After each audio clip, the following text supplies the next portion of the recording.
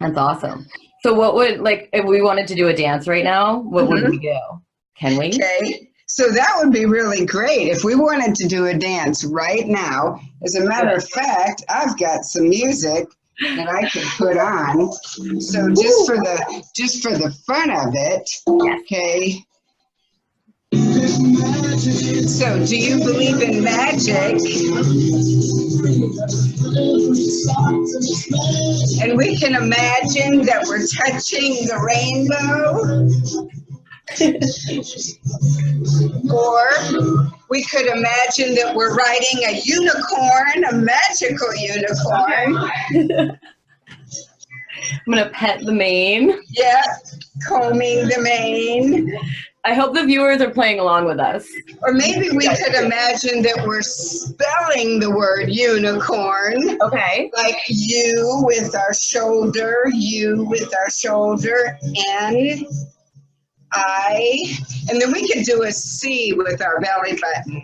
Oh, nice. C, oh yeah. And then how about an O with our chest? Okay, I was going for the hips. Oh. I'll do the chest. Yeah, and then with our other shoulder, maybe we'll do that R. Lots of R's because they're fun to do. Yeah, they are. And then maybe an N, and we could do an N with our head like we're a little bit sassy.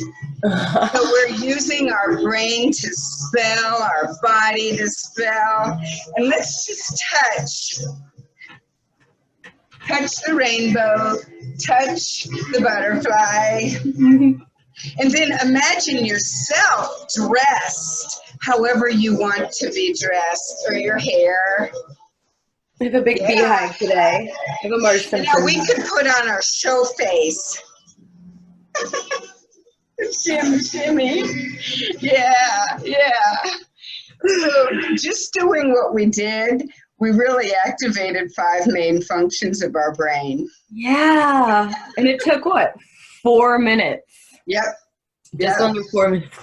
That is so much fun. Thank you for that. How can you not just giggle after that? I know, and that's good for the brain too. That's so great. So what we were talking about the public school system, and I'm a child of the 80s. Mhm. And I remember the 5 different pieces were kind of the extra classes, and I had one a day. So you had art, you had dance, we had gym, probably reading, something like that. Did you have music? Yeah, Art, oh yeah. art, music, PE. And there was one a day. Yeah. Dance, I think dance was separate from music, and I didn't like PE. PE was Yeah. not for me. Uh-uh. I loved all the other stuff. But as I grew up, and even in the 90s when I was going to high school, there was definitely, my high school, I'm very lucky, I grew up in Vermont, and everybody had a creativity. Somebody in the basketball team, they were in plays or in chorus or whatever. Like everybody had some sort of creative outlet. But I remember as going through high school, there was, especially here in California where I live now, there were cutbacks of, of the arts. We need to focus more on the math and the science. And what I think, getting more regimented in that, unfortunately, it's shutting down compartments of us. And you're trying to like push for more science and math maybe, but taking away that artistic has unevened it, right? Right. Oh, definitely. Yeah, and I felt that. So there's a big contrast, and you were lucky that you even had dance. In what I see today in my areas, play in general and creativity gets what I will call compartmentalized in our schools. It's like, you get a little box of it if you're lucky, but maybe not woven in throughout. Like what I remember from my elementary was the fun stuff that we did when we did the solar system, the hands-on, when the teacher told the story and then we hands-on made the Rice Krispies or made blueberry muffins or whatever it was. So nowadays I'm hearing with my own ears, teachers are told, cut out the fluff, and that's the experiential part. You and I talked about that. Yeah. And so why is it at age 62, I still remember what they call the fluff, and that's what made it fun for me to learn, and I still remember. Okay, so that for me is a problem. We've got to keep the fertile ground fertilized, so that the learning can, and the excitement. And I see, like, Walt Disney was a master visionary, because what he did was he created experiential learning. It's hope, but like, I'm going to Disneyland tomorrow and I'm so excited. I'm taking one of my best friends, her 2 sons, and they've never been. And one of them's like, I'm nervous. And I'm like, good, because it was so great. But he took storybooks and made them like, you actually just step in the pages. I mean, he created so much magic. And then, we love amusement parks as Americans. I shouldn't even say that. All over the world, we love amusement parks. We love experiential learning. So I love what you're doing, because it's allowing the grown-ups to play as well. Absolutely. And with Ageless Grace, I mean, that's only one facet, but it's all about the imagination. If I'm working with, I work with people 32 years old, and they're perfectly physically fit and vibrant, but they love coming to Ageless Grace because it lets a whole creative plaything come out of them, or come to the magical child. Yeah. So that's what, we need to, all of us, myself too, practice going through life, keeping that sense of wonder and encouraging our children, go outside, see what little magic and miracles you can find outside today in this moment. Heads out of those devices, and let's see what's right out there, right out that window. Yeah.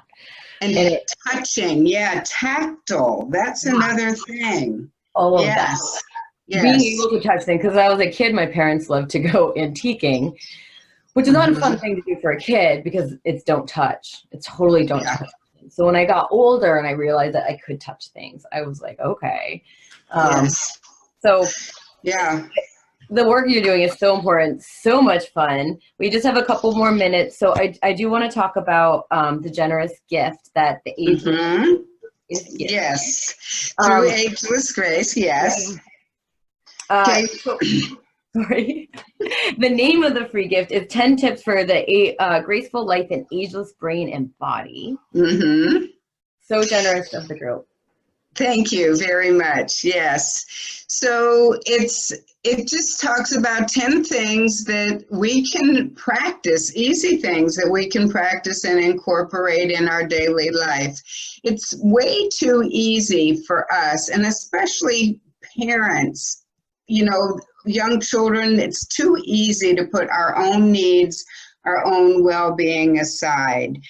And Keelan, I wasn't always in the best health, especially when when my daughter was in elementary or middle and high school and those stresses. But now people look at me, and they think, I must have had it easy all my life or something. No, but I am dedicated. And so through these tips, these are little reminders, you can print them out, look at them and say, have I done this today?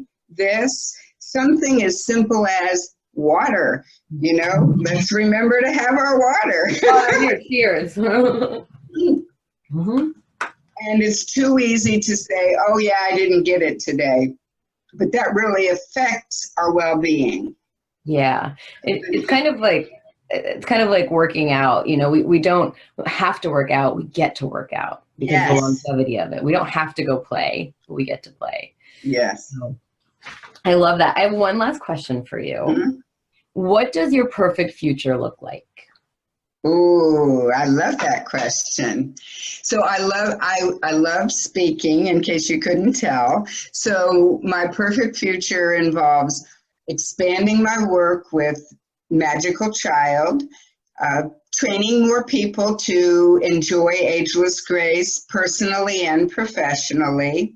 And I would love to be speaking all over the United States and just lighting sparks in people that they have the spark, but it just fizzled.